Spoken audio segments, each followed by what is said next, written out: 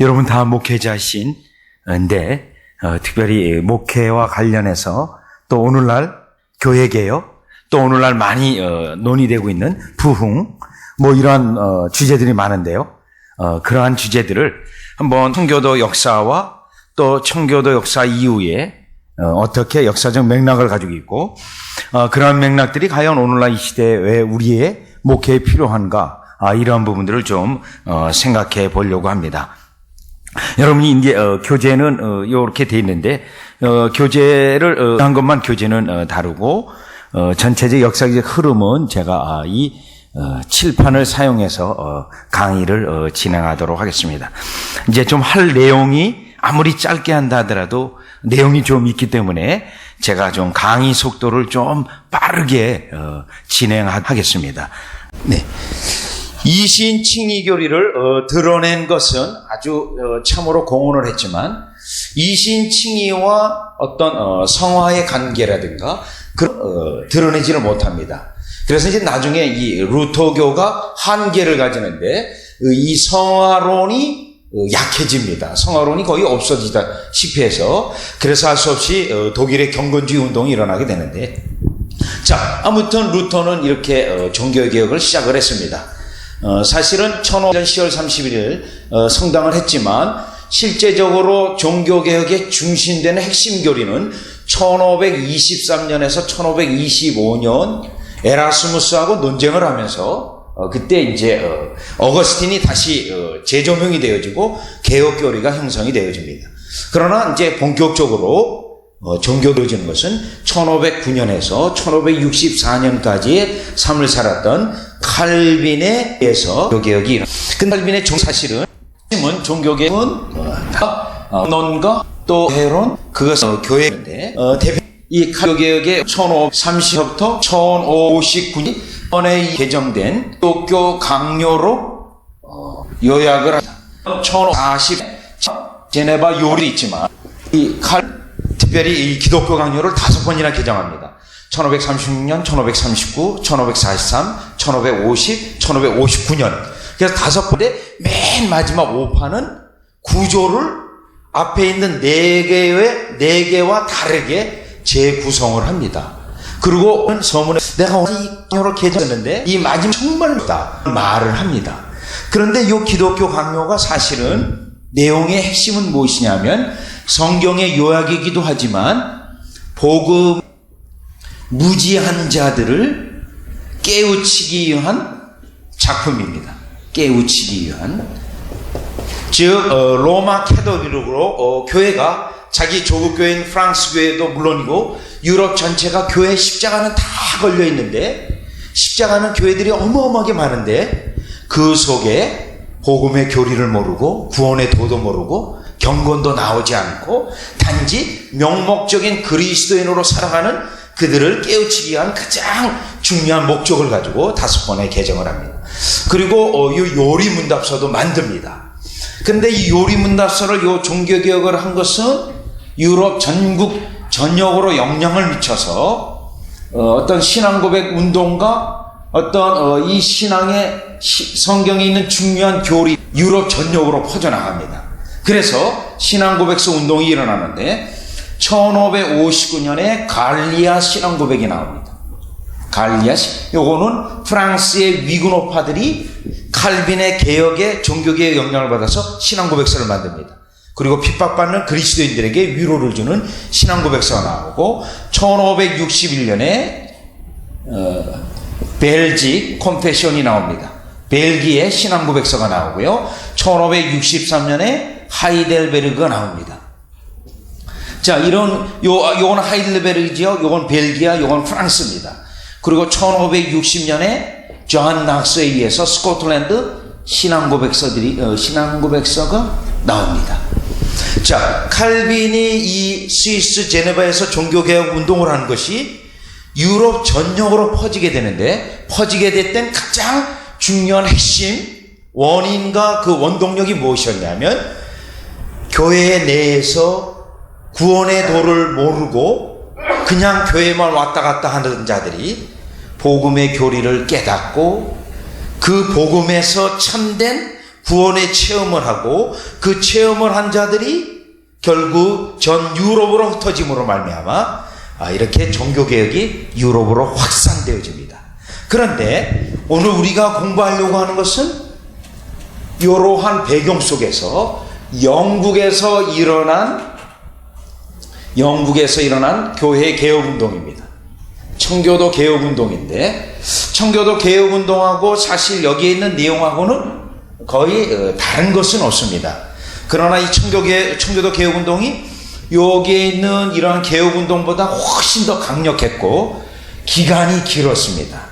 여기에 있는 이 갈리아 같은 경우는 위군어파들이, 프랑스의 위군어파들이 너무 핍박을 당해서 결국은 운동이 꺼져버렸고, 벨기에도 마찬가지고요. 하이델베르크는 시기를 넘어가지 못합니다. 스코틀랜드는 한 18세기 중葉까지 갔지만 이 스코틀랜드도 물론 중요하지만 영국에서 일어난 교회 개혁운동인데, 바로 이러한 역량 속에서 개혁운동이 일어났는데 그것이 청교도 운동입니다. 그런데 이 청교도 운동은 1559년에서 1684년 약 150년간 교회 개혁 운동으로서 그 의미가 있습니다. 그런데 이 청교도 개혁 운동이 어떻게 시작이 되어지냐면 1553년에서 1559년까지 영국에는 메리가 여왕을 즉위를 합니다. 물론 요 이전에 에드워드 6세가 있습니다. 근데 이 메리 여왕은 그 앞에 있는 이복 동생인 그 사람의 정권을 이어받아서 이 여인이 왕이 되었는데, 이 여인은 헨리 8세의 첫 번째 딸입니다. 그 헨리 8세의 첫 번째 부인으로부터 난 딸인데, 그래서 그가 그 앞에 있는 종교개혁을 무위로 만들기 위해서 철저히 로마 캐토릭으로 갑니다. 로마 캐토릭으로 가면서 수많은 개혁자들을 그가 살해합니다. 수많은 개혁자들이 결국은 순교를 당합니다. 그때 이 메리 왕 때 수많은 개혁자들이 어디로 도망을 가냐면 스위스 제네바로 많이 도망을 갑니다. 그래서 스위스 제네바 가가지고 칼빈의 종교개혁의 영향력을 받습니다. 그런데 이제 메리가 다행히도 오래 살지 못하고 1559년에 죽습니다. 그리고 1559년에 이 메리가 죽자마자 이복 여동생인 엘리자베스가 여왕이 됩니다. 자, 엘리자베스는 1559년에서 1602년까지 즉위에 있는데, 왕이 있는데, 이 여인은 즉 자기가 왕이 되자마자 그 앞에 있는 로마 캐토릭, 또 그 앞에 있는 에드워드 6세의 개혁 운동가들, 개혁 운동. 그래서 이 여인은 자기가 머리를 씁니다. 이러한 개혁 운동하고 로마 캐토릭을 두 개를 섞어버리면 어떨까? 그리고 자기가 교회에 직접 머리가 되는 수장령을 발표를 합니다. 그래서 스타팅된 교회가 앵글리칸 처치입니다. 오늘날로 말한다면 성공회의 시작이 됩니다. 여기서요. 그러니까 자기가 나라의 머리도 되고 교회의 머리가 되기 위해서 머리를 쓴 겁니다. 이 어떤 개신교하고 로마 캐토릭을 두 개를 섞습니다. 왜 섞었냐면 여기 있는 사람들도 자기 편을 만들고 여기에 있는 사람들도 자기 편을 만들려고 했습니다. 그러다 보니까 교회의 예배의 의식은 전부 다 로마 캐토릭에서 가져오게 됩니다. 그런데 이 엘리자베스가 왕이 되면서 스위스 제네바에 피난 갔던 수많은 개혁자들이 영국으로 돌아옵니다. 막상 영국으로 돌아보니까 이 로마 캐토릭하고 똑같은 겁니다. 그래서 이때부터 교회 개혁을 위해서 교회 개혁에 주장을 하게 됩니다. 그렇게 해서 일어난 운동이 청교도 운동이 되어집니다. 그래서 로마 이 교회의 그대로 의식을 따라가고, 그것을 예를 들어서 여기에 1563년에 하이델베르크 신앙고백서가 보면 제 80문항을 보면 캐토릭의 미사는 우상적이요 미신적이다, 이런 규정이 있는데, 그런 걸 볼 때 이들의 개혁의 운동에 영향을 받은 이들이 볼 때 교회가 너무 이거는 미신적이고 우상적이었습니다.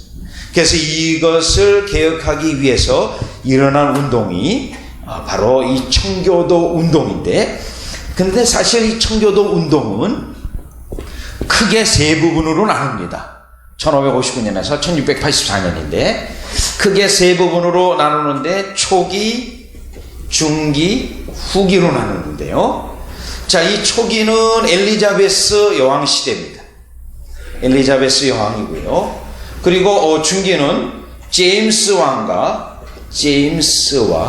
그리고 찰스 1세입니다. 제임스 1세하고요.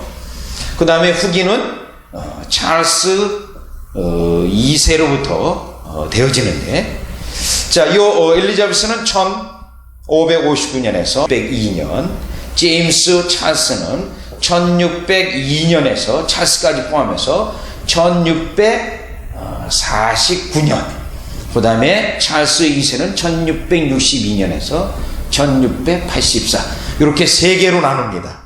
그런데 이 초기에는 로마 캐토릭의 우상적인 미신적인 그러한 예배의 의식의 개혁에 강조를 두었습니다. 그런데 효과적이지 못했습니다. 제도를 개혁하려고 했는데 효과적이지 못했습니다. 교회 개혁이 되지 않았습니다. 결국 이 중기 때부터 그래서 신학적이고 영적인 개혁으로 들어갑니다. 교회 개혁을 위해서요. 그때 이미 칼빈이 종교개혁에 이뤄놓은 그 원리들을 그대로 다 갖다. 이때는 사실은 회심 운동이 일어나는데 이 운동이 결국은 영국 교회를 개혁하는데 주요했습니다. 그래서 나중에 1643년에서 1604년에 웨스민스터 신앙고백서까지 만들게 되어지는, 그리고 시민전쟁에서 승리하게 됩니다. 그러나 이 중간에 청교도들이 약간 정치적 색깔을 띱니다. 정치적 색깔을 띄어서 그게 실패합니다. 정치적인 색깔을 띈 것이요. 그래서 찰스 2세를 세웠는데, 특별히 장로교도들이 위해서 세웠는데 이 찰스 2세가 변심을 합니다. 그래서 다시 청교도는 후기에 핍박의 시기를 만나는데 이게 바로 청교도 후기가 되겠습니다. 후기가요. 그런데 초기서부터 후기까지 이 청교도 운동은 어떤 교회 개혁 운동으로서 특별히 구원론과 교회론을 쳐서 교회 개혁 운동을 일으킨 것이었습니다. 구원론과 구원론을 통한 교회론에 대한 적용입니다. 적용으로 개혁을 이뤘는데 골자가 두 개가 있습니다. 이 청교도 운동이요. 첫 번째는요, 리포임드 패스토입니다. 요거는 갱신된 목회자라고 번역이 될 수 있는데 무엇이냐면 성령사의 전문가인 목회자입니다. 성령의 일하시는 원리에 대해서 한 영혼이 그리스도에게 돌아오기까지 성령의 역사에 아주 전문가인 그러한 목회자, 이러한 목회자 위에 의해서 세워지는 비지블 세인츠입니다. 뭐냐면 구원의 은혜가 눈에 똑똑히 드러나는 성도입니다. A라는 성도를 보면 저 사람은 정말 하나님의 구원 백성이다. 윤리적으로나 도덕적으로나 굉장히 수준이 높고 영적으로 수준이 높은 비지블 세인츠, 요 두 개가 요 한 150년간의 개혁을 이루는 데서 가장 핵심된 부분입니다. 자, 그러면 왜 이 청교도 교회동을 소개가 있습니다. 여러분 1559년에 1684년 이 청교도 운동은 한 5년 지난 다음에 다시 리바이벌 됩니다. 리바이벌이요. 다시 재조명을 받아요. 특별히 조나단 에드워드라든가 또 장로교 신학자 조나단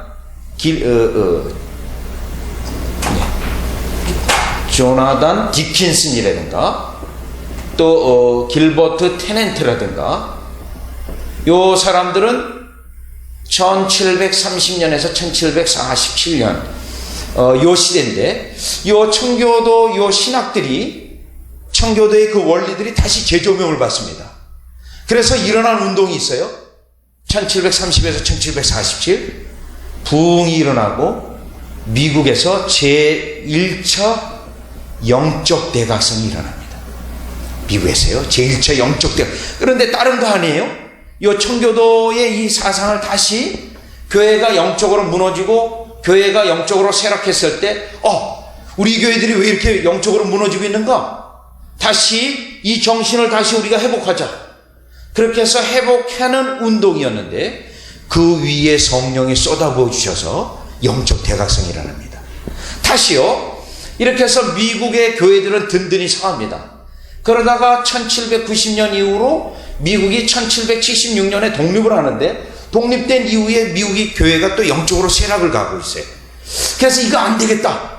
다시 우리 교회가 영적으로 강력해지도록 우리가 말씀을 전하고 우리가 기도하고 그렇게 하자. 그래서 다시 청교도의 원리와 이 에드워드라든가 디킨슨이라든가 테넌트의 원리들을 다시 재조명을 합니다. 재조명이요. 다시 재조명하는 가운데 1800에서 1825년 미국에서 제2차 영적 대각성을 만납니다. 이 운동을 다시 회복하는 운동을 펼쳤는데 다시 성령이 쏟아부어 줍니다. 그래서 미국은 제2차 영적 대각성을 경험을 통해서 미국 교회는 선교하는 교회가 됩니다. 선교하는 교회가 되어지고 선교하는 교회로 말미암아 선교지에서 부흥이 일어납니다. 때로는 대부흥이 일어납니다. 그런데 다시 이게 1800에서 1825년인데 1857년에서 58년에 또 미국 교회가 쇠락의 길을 갑니다. 왜 가냐면 유럽에서 이민자들이 많이 미국으로 들어오면서 교회는 배금주의 사상이 유행하고 또 교회는 영적으로 쇠락해갑니다. 그때 다시 이 청교도 운동하고 요 앞에 있었던 요 영적 대각성 운동이 재조명을 받습니다. 그래가지고 일어난 운동이 대부흥 운동이 일어납니다. 대부흥이요. 요때 D.L. 무디라든가 그런 자들이 이제 요때 회심합니다. 그런데 요렇게 강력하게 영적으로 형성된 교회는 미국 교회는 선교하는 교회가 되어지는데 요 선교하는 교회가 결국 1884년 그리고 85년서부터 본격적으로 선교사들이 들어와서 우리 조선 땅에서 사역을 합니다. 조선 땅에서 사역을 하는데 그 원리는 청교도 운동, 제2차 영적 대각성, 제2차 영적 대각성, 그리고 대부흥, 요 원리가 그대로 우리 조선 땅에 접목이 되어집니다. 그러면서 1897년 정도의 북장로교회 선교의 기록을 보면 이제 한국 이 조선 땅에 성령의 역사가 막 임박하는, 성령의 쏟아부어 주시 임박하는 징조가 나타났다. 빨리 더 많은 투자를 해달라고 총회 본부에다 요청을 합니다. 더 많은 선교사 보내주고 더 많은 그러한 이 사역자들 보내달라고 편지를 합니다. 무엇을 의미하냐면 지금 성령의 쏟아부어 주심의 전조들이 나타나기 시작합니다. 1897년에요. 그래서 더 본격적으로 여기에 나와 있는 이 목회 원리, 다른 말로 얘기하면 목회 원리입니다. 이 목회 원리를 가지고 적용을 하다가 1902년, 여러분 보통 우리 한국의 평양대부흥 1907년 얘기하는데요. 이미 1897년서부터 징조가 나타나고 1903년에 원산 대부흥부터 됐다고 하는데 기록에 의하면 1902년부터 나옵니다. 서울의 도티 선교사가 성경 공부 인도하는 가운데 성령의 강력함이 나타납니다. 대구에서도 나타나고 부산에도 나타납니다. 그때 다시 이들은 성령의 이 역사의 전조이기 때문에 더 많은 투자를 합니다. 그리고 결국은 그거의 열매가 1907년 1월 6일 장대현 교회에서 일어나게 된 평양 대부흥이 바로 이 열매가 되어집니다. 그래서 우리 한국 교회는 아예 초기 교회부터 여러분 이 1559년에 이 영국 교회 개혁 운동에서 일어났던 그 성경적 가르침들이 그대로 이러한 라인을 거쳐서 우리 한국 교회에 들어왔었습니다. 그래서 얼마 전에 2007년에 상암운동장에서 평양 대부흥 100주년 기념대회를 하면서 우리에게 그때 주신 성령의 역사가 다시 있기를 바란다고 집회를 했어요. 물론 그 집회 박영규 교수라고 총신에 저하고 아주 가까이 있지만 제가 그래서 그 당시 교수님들에게 그랬습니다. 그런 것들로 부흥 절대로 안 일어난다. 절대로 내가 이거는 예언 아니라 확언한다 하고 아무리 그런 집회 100번 만번 열어도 안 일어난다. 제가 얘기를 했어요. 왜 얘기를 했냐면 여기에 나와 있는 중요한 원리들을 다 빼놓고 여기 있는 원리들을 다 빼놓고 껍데기만 흉내내는 거예요. 껍데기만. 성령이 역사할 수 없거든요.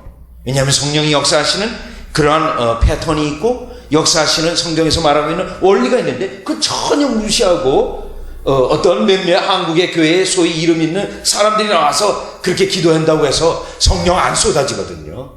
이제 되어졌는데 자, 제가 왜 이걸 말씀드리냐면 오늘 간단한 겁니다. 이건 아주 내용을 다 할 수가 없기 때문에 간단한 내용인데 청교도 운동이 영국의 교회개혁 운동이 여러분 우리 한국의 초기 장로교회 심지어 감리교회까지 다 영향을 줘서 한국교회는 처음부터 강력하게 세워졌습니다. 예를 든다면요, 이러한 원리에 따라서 우리 한국 초기 교회에서 여러분 세례를 받으려면 몇 년 걸렸냐면요 3년에서 5년 걸렸습니다. 그리고 세례 입교에 입문반에 들어가기 위해서는 6개월 동안 하루도 빠지지 않고 성경 공부를 했어야 됐고요. 또 그 당시 이 청교도 요 신학 사상들이 그대로 다 전도지에 다 구현되어 있는데 우리 한국 초대교회 때 사용되어진 전도지는 장원양 우상론 같은 거 한 120페이지, 덕혜인문 한 250페이지 이런 게 전도지였습니다. 굉장히. 그리고 중생의 역사를 다루고 있는 중생지도, 이런 중생지도 같은 경우는 조직신학의 성령론보다 더 깊어요. 그런데 그게 전도지입니다. 그런데 그것도 공짜로 주지도 않았어요. 다 돈 주고 팔았습니다. 그래서 그렇게 초대교회부터 성경적으로 매우 깊었습니다.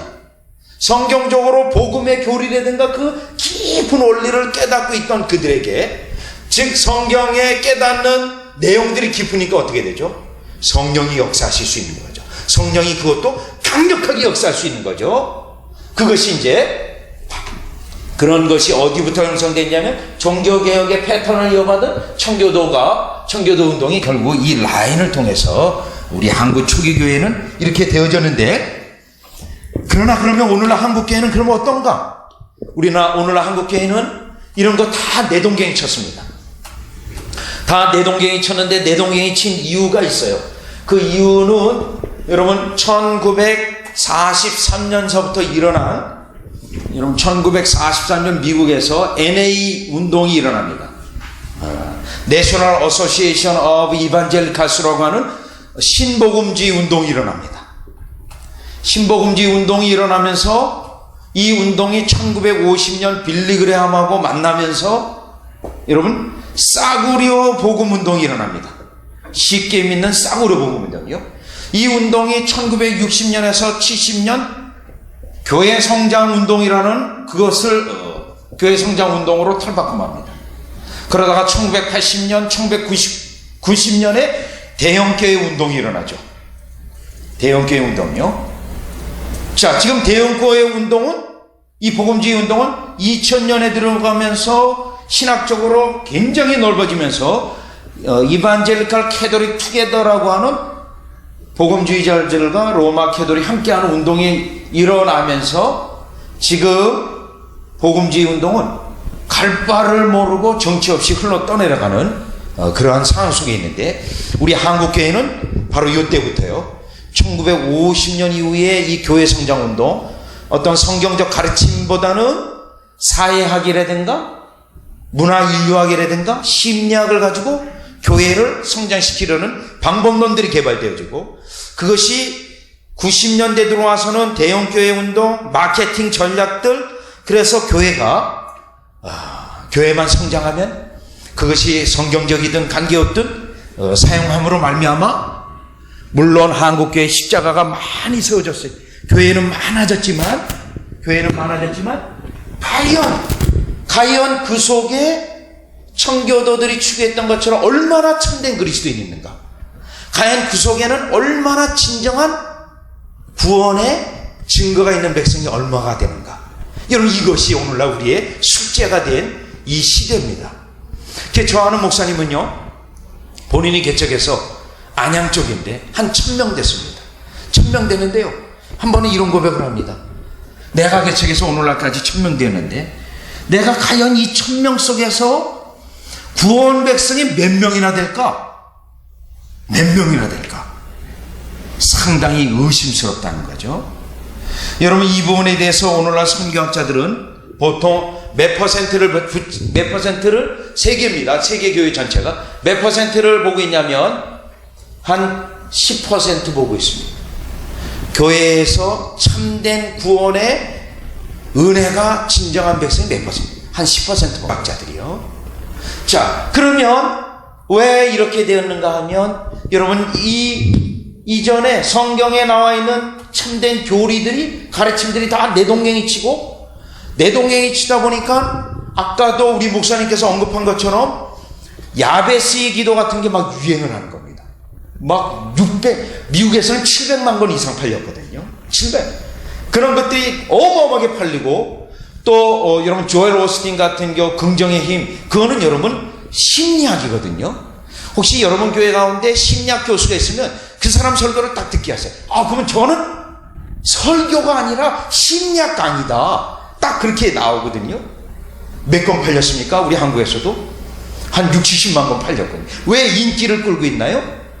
한국교회가 복음에 대해서, 교리들에 대해서 잘 모른다라는 반증입니다.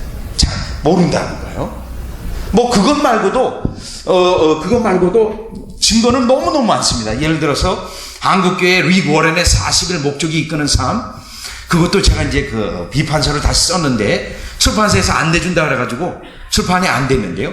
거기에도요, 성경에 떠난 가르침이 얼마나 많은지 모릅니다. 얼마나 많은지 모릅니다. 그런데 베스트셀러이지 않습니까? 그게 이제 오늘날 이러한 시대인데 왜 이렇게 됐는가? 여러분, 종교개혁 이전하고 똑같아요. 종교개혁 이전에 면죄부를 팔고, 또 종교개혁 이전에 200년 동안의 십자군 원정이 있지 않았습니까? 십자군 원정으로 몇 명이 죽었냐면 500만 명 정도 죽었습니다. 그럼 왜 그렇게 죽었나요? 교회가 구원의 도에 대해서, 복음에 대해서 모르기 때문에 그 일이 가능했던 겁니다. 심지어는요, 십자군 운동을 할 때 어린이 십자군도 있었어요. 어느 날 8살짜리 아이가 환상을 봅니다. 그래서 우리 어린이들도 십자군 전쟁에 나가야 된다. 이게 하나님의 명분, 하나님의 부르심이 있다. 그래서 8살 단 아이들이요, 몇백 명이 모였어요. 그래가지고 십자군 원정을 갔어요. 그러다가 중간에 지중해를 넘을 때 노예 상인에게 속아가지고 아이들이 어디 갔는지 없어지고 말았어요. 여러분, 그 당시 제정신이 있다면 그 말려야 되는 거 아닙니까? 어른들이요. 또 제2차 어린이 십자군 원정 또 있었어요. 그때도 12살 난 아이가 하나님의 계시를 받고 우리도 가야 된다. 그래서 이번에는 알프스산을 넘어요. 결국 알프스산을 넘었는데 그 이후로 아이들이 어디 갔는지 흔적조차 없어졌어요. 왜 교회가 그게 가능했습니까? 복음의 교리들에 대해서 무지하기 때문에 얼마든지 가능했다는 거죠. 그런데 지금 20세기 들어와서 이러한 운동으로 인해서 여러분 다 목회하지만 저도 이미 목회 8년 했거든요. 아무리 바른 목회하려고 해도요, 주위에서 교회 성장으로 하면 저도 모르게 거기에 자꾸 유혹과 시험을 받죠. 여러분, 목회하시면서 성장 안 되면 뭐가 문제가 있는 것, 그러한 시대가 되었지 않습니까? 자, 이게 사실 실용주의의 강력한 영향을 받고 있는데, 그래서 오늘날 우리는 이러한 시대에서 여러분, 최소한 하나님 앞에서 바른 목회, 그리고 최소한 청교도들이 추구했던 것처럼 한 성도를 세울 때 그에게 구원의 은혜가 너무나도 똑똑히 드러나는, 증거가 분명한 그러한 성도를 세우는 것이 오늘날 이 시대의 진정한 목회의, 성경적 목회의 한 방법이라고 역사 신학적 관점에서 돌아볼 때 그것으로 이 시대를 바라보면서 오늘날 우리 시대의 이러한 목회가 우리에게 필요하지 않겠는가? 그것을 여러분들에게 전체는 다 안 되지만 부분적으로마나 그 어떤 중요한 특징하고 신학적인 특징들을 오늘 여러분들에게 설명을 드리려고 하는 것입니다.